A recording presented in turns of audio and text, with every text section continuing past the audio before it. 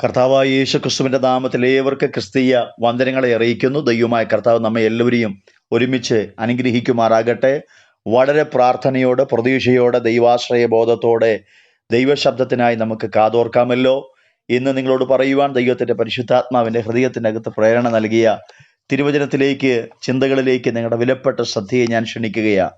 അതിനാധാരമായി ലൂക്കോസിൻ്റെ സുവിശേഷം 8-ാമത്തെ അധ്യായം 24-ാമത്തെ വാക്യം ഞാൻ നിങ്ങളെ വായിച്ചു കേൾപ്പിക്കാം.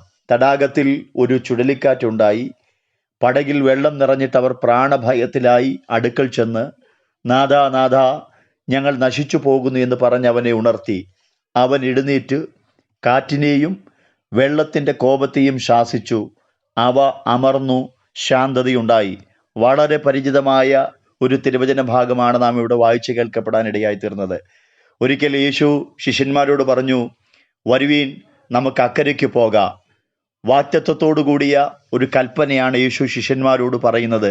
വരുവീൻ, നമുക്ക് അക്കരയ്ക്ക് പോകാം. യേശുവിൻ്റെ വാക്കനുസരിച്ച് അവർ യേശുവിനോടൊപ്പം അക്കരയ്ക്ക് പോകാൻ തയ്യാറായി. പടകിൽ കയറി യാത്ര തിരിച്ചു. യാത്ര തുടർന്ന് അക്കരെ എത്തിയില്ല. അതിനു മുമ്പ് പടകിന് നേരെ വലിയ പ്രതിസന്ധി വെളിപ്പെടുകയാണ്. തടാകത്തിൽ വലിയ ചുഴലിക്കാറ്റുണ്ടായി. പടകിൽ വെള്ളം നിറഞ്ഞിട്ട് അവർ പ്രാണഭയത്തിലായി. യേശുക്രിസ്തുവിൻ്റെ വാക്ക് കേട്ടിട്ടാണ് അവർ യാത്ര ആരംഭിച്ചത്. ഈ യാത്ര വളരെ ശുഭകരമായിരിക്കുമെന്ന് കരുതിയാണ് അവർ യാത്ര ആരംഭിച്ചത്.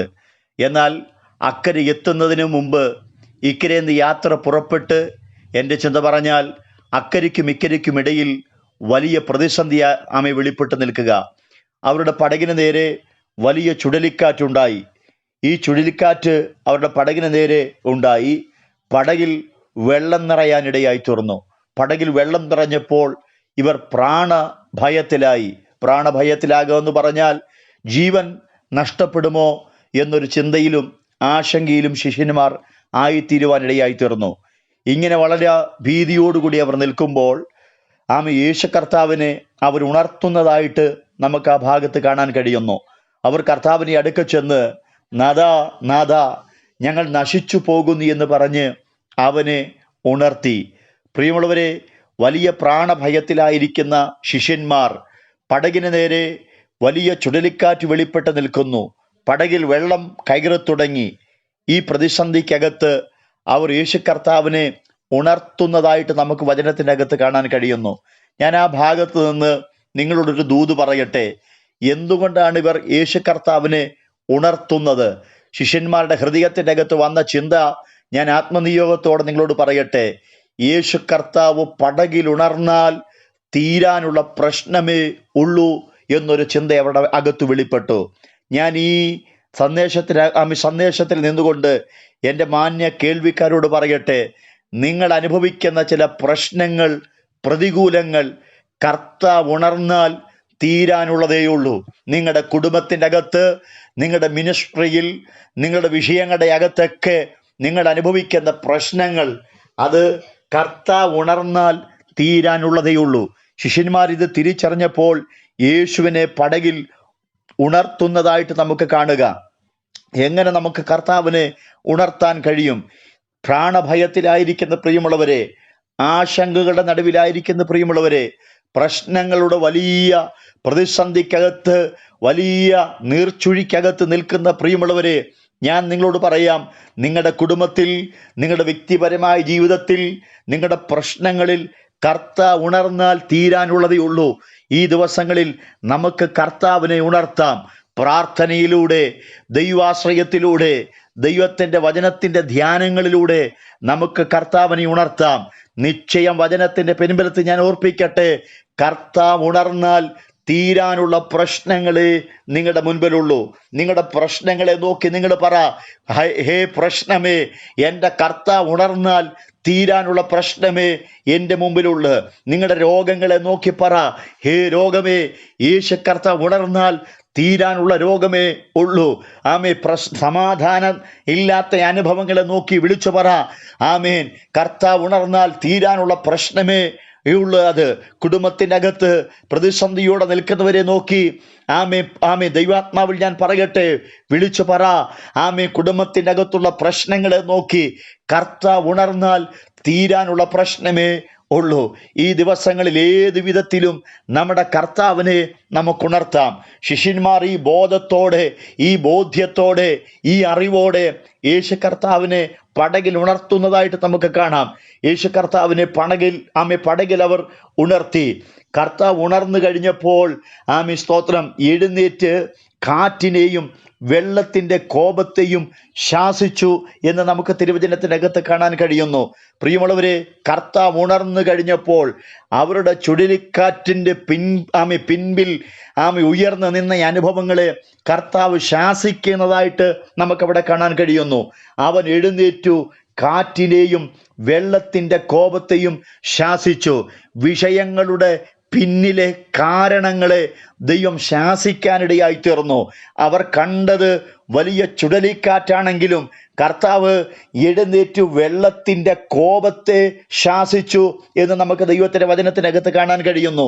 അപ്പോൾ ചുഴലിക്കാറ്റിൻ്റെ പിന്നിലെ കാരണമായി തീർന്ന വെള്ളത്തിൻ്റെ കോപത്തെ ദൈവം ശാസിച്ചു.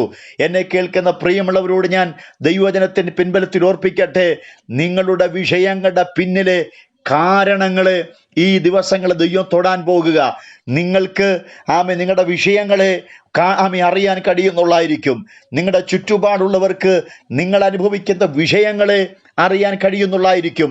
എന്നാൽ കർത്താവ് ഇന്ന് പകൽ ഈ സന്ദേശത്തിലൂടെ നിങ്ങളോട് ഓർപ്പിക്കുന്നു, പ്രിയമുള്ളവരെ, നിങ്ങളുടെ വിഷയങ്ങളുടെ പിന്നിലെ കാരണങ്ങളെ തൊട്ടുകൊണ്ട് ഒരു വലിയ സ്വസ്ഥത, ഒരു വലിയ ശാന്തത, ഒരു വലിയ സമാധാനങ്ങളെ ദൈവം നിങ്ങൾക്ക് നൽകാൻ പോകുകയാണ്. പ്രിയമുള്ളവരെ, കർത്താവ് എഴുന്നേറ്റ് കാറ്റിനെയും വെള്ളത്തിൻ്റെ കോപത്തെയും ശാസിച്ചു. അവ അമർന്നു, ശാന്തതയുണ്ടായി.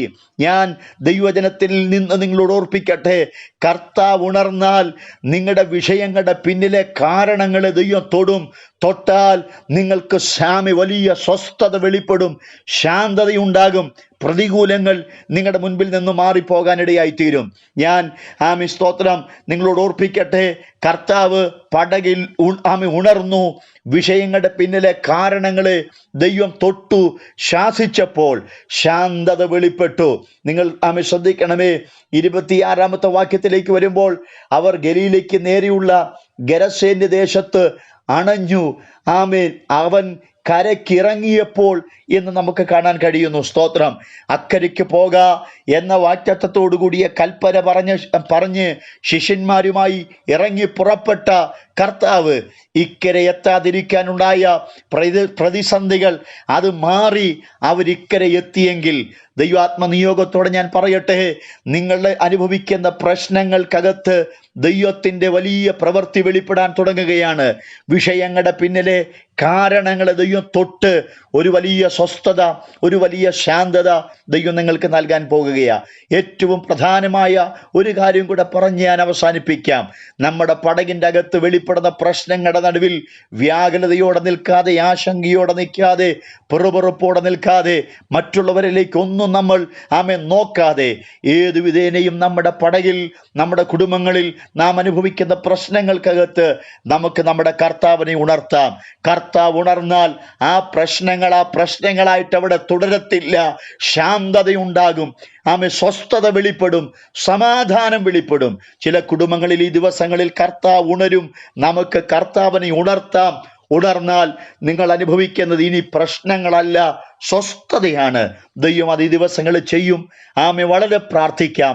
നമുക്ക് കർത്താവിനെ ഉണർത്താം. ദൈവത്തിലൂടെയുള്ള സ്വസ്ഥത നമുക്ക് അനുഭവിക്കാം. ഈ വചനങ്ങളാൽ ദൈവം നമ്മെ അനുഗ്രഹിക്കുമാറാകട്ടെ.